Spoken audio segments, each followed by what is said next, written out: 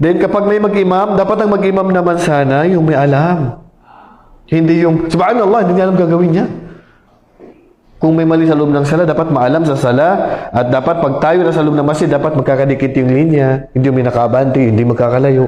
Dapat magkakadikit ang linya natin. At kapag nag-adan na, hindi ka na pwedeng lumabas ng masjid. Pag nag-adan na, hindi ka pwedeng lumabas ng masjid. Maliban na lang kung may mabigat kang dahilan. Basta nag-adan, huwag ka nang lumabas.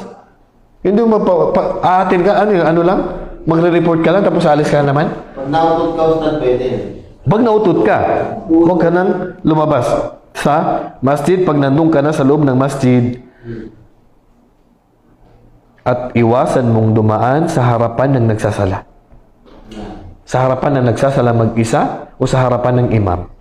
Pero sa harapan ng ma'mum, walang problema kasi ang tinutukoy lang talaga diyan ay sala ng taong mag-isa at sala ng nag-imam kasi mas mainam